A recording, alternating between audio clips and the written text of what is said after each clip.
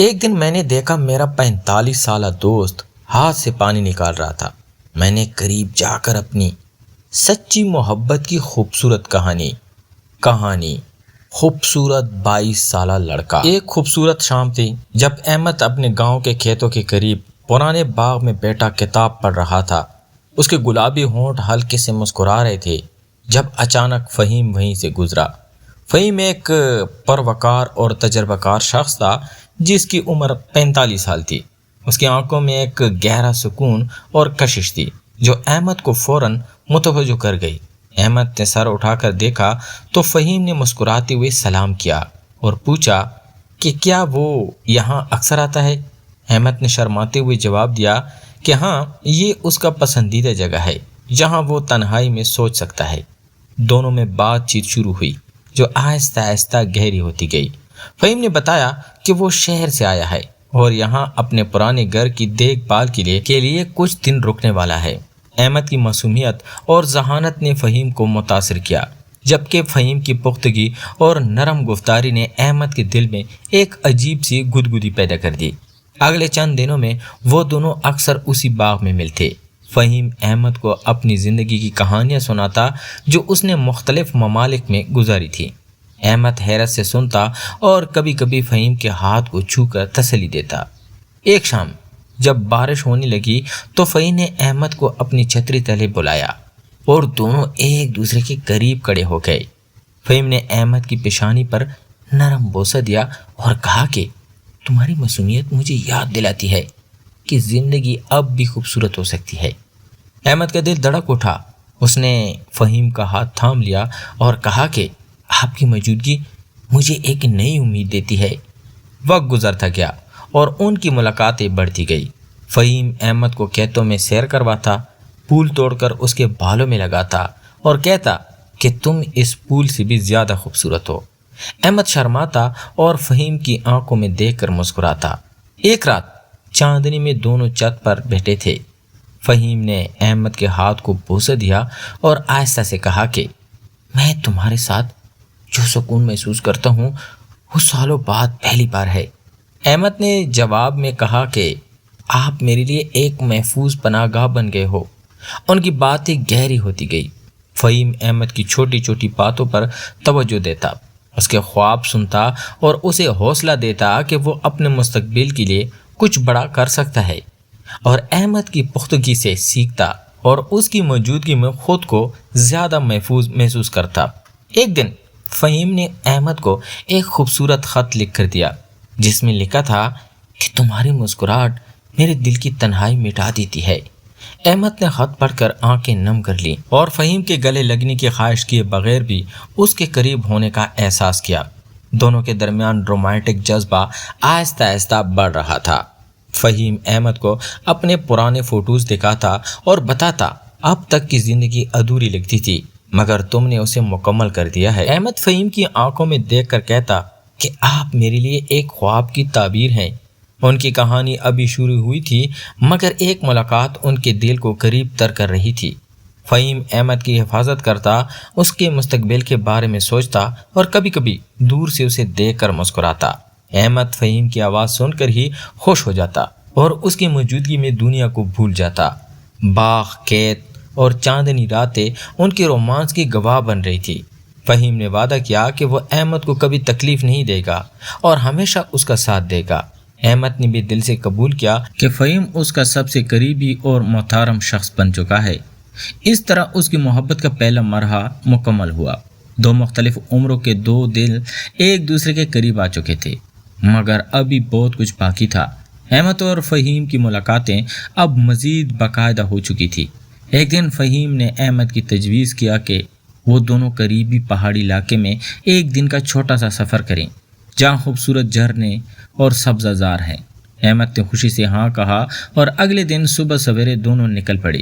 راستے میں فہیم احمد کو پرانی یادوں کی باتیں سناتا رہا جبکہ احمد اس کی آواز سن کر مسکراتا اور کبھی کبھی فہیم کا ہاتھ تھام لیتا۔ جب وہ پہاڑی مقام پر پہنچے تو وہاں کی تازہ ہوا اور دلکش منظر نے دونوں کے دل کو مو لیا۔ فہیم نے احمد کی پیشانی پر نرم بوسہ دیا اور کہا کہ تمہارے ساتھ یہ منظر دیکھنا میری زندگی کا سب سے خوبصورت لمحہ ہے۔ احمد کے گلابی ہونٹ شرم سے مسکرائے اور اس نے فہیم کا ہاتھ چوم کر جواب دیا کہ آپ کے بغیر یہ سب کچھ ادھورا لگتا ہے۔ وہاں بیٹھ کر دونوں نے چائے پی اور فہیم نے احمد کو اپنے مستقبل کے خواب سنائے کہ وہ ایک چھوٹا سا لائبریری کھولنا چاہتا ہے جہاں نوجوان آ کر علم حاصل کرے۔ احمد نے کہا کہ وہ اس میں فہیم کا ہاتھ بٹھائے گا۔ اس سفر کے دوران احمد کو کچھ پرانی یادوں کی تکلیف ہوئی۔ جب اس نے اپنے گھر کی مشکلات کا ذکر کیا تو فہیم نے خاموشی سے سن کر اس کے کندھے پر ہاتھ رکھا اور کہا کہ اب سے تم اکیلے نہیں ہو، میں تمہارا سہارا ہوں۔ یہ الفاظ سن کر احمد کی آنکھیں نم ہو گئی، مگر فہیم کی موجودگی نے اسے فوراً تسلی دی۔ واپسی پر راستے میں بارش شروع ہو گئی تو دونوں ایک چھوٹے سے کیبن میں پناہ لینے گئے۔ وہاں فہیم نے احمد کو گرم چادر اوڑھی اور کہا کہ تم میری دنیا ہو۔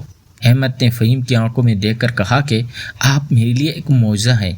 اس رات دونوں نے ایک دوسرے سے بہت سی باتیں شیئر کی۔ فہیم نے احمد کو بتایا کہ اس کی عمر کے باوجود وہ کبھی اتنا گہرا جذبہ کسی کے لیے محسوس نہیں کیا۔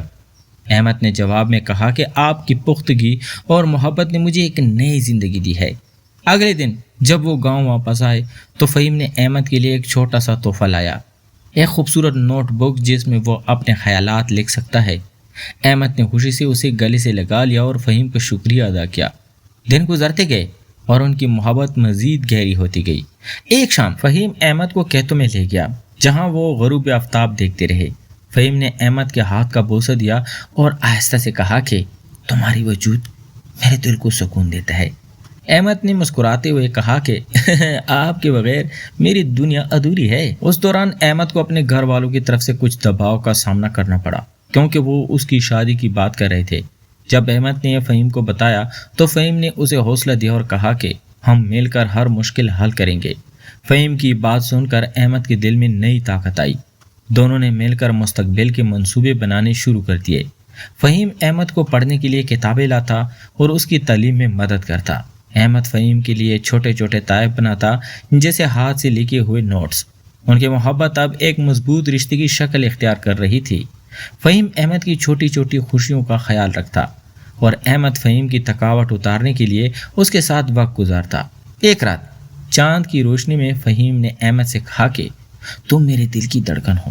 احمد نے جواب میں فہیم کا ہاتھ تھام کر کہا کہ آپ میرے خوابوں کا حصہ بن چکے ہیں۔ کہانی آگے بڑھ رہی تھی اور دونوں ایک دوسرے کے قریب تر ہوتے جا رہے تھے۔